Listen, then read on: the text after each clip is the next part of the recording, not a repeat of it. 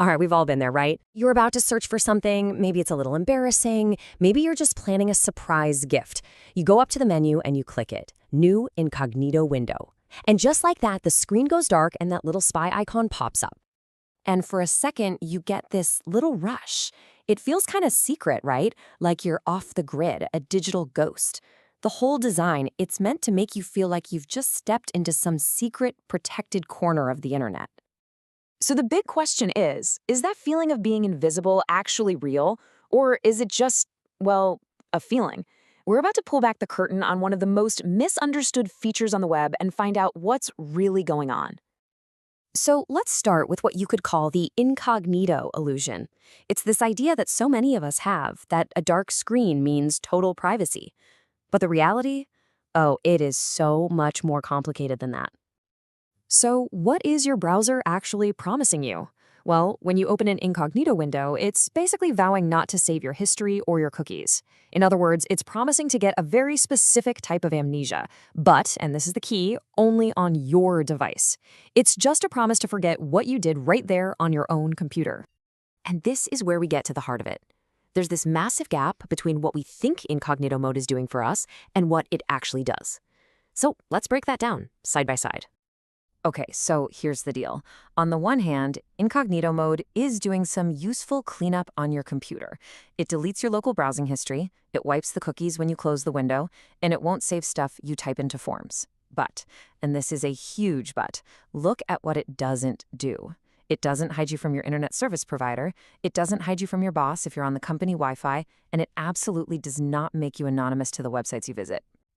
You know, there's a great analogy for this. It's kind of like checking into a hotel and giving a fake name.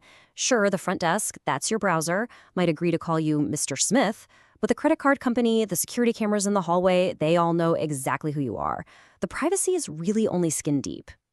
So if incognito mode isn't hiding you from the rest of the world, that leads to a pretty obvious question, right? Who is still watching? Who can see everything you're up to? Well, first on the list, your ISP, your internet service provider. Think of them as the postal service for your internet traffic. They see the address of every single website you visit, whether your browser screen is black or white.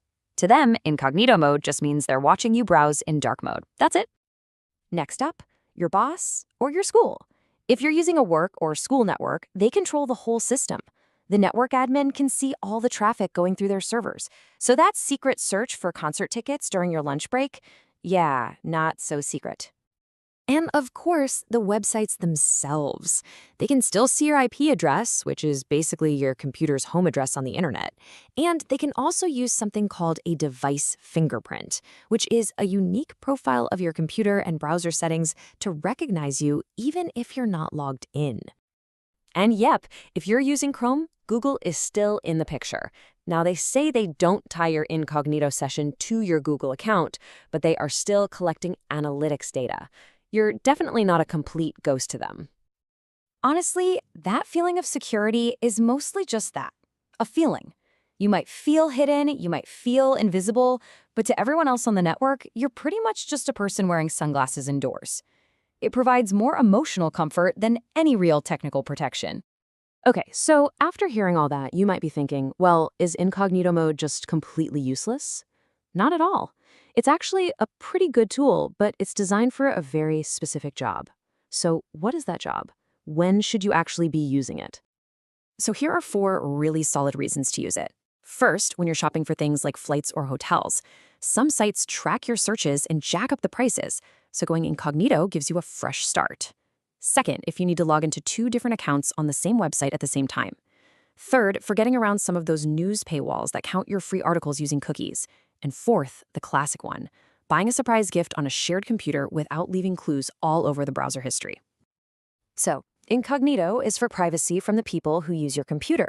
But what if you want privacy from the rest of the world? What if you actually do want to be that hacker in the movie? Well, for that, you're going to need some bigger tools.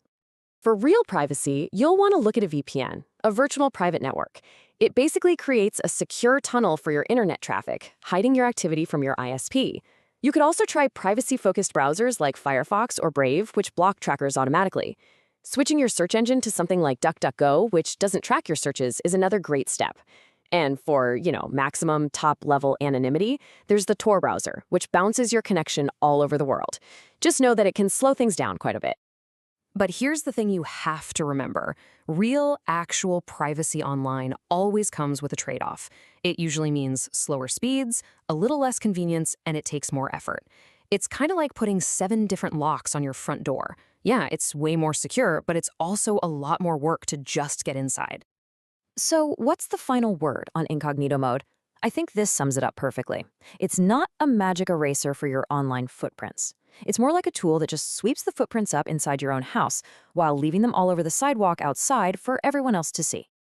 At the end of the day, incognito mode is a useful tool, but only if you know exactly what it's for. So the next time you go to click on that little spy icon, you'll know precisely what kind of privacy you're getting, and maybe more importantly, what kind you're not.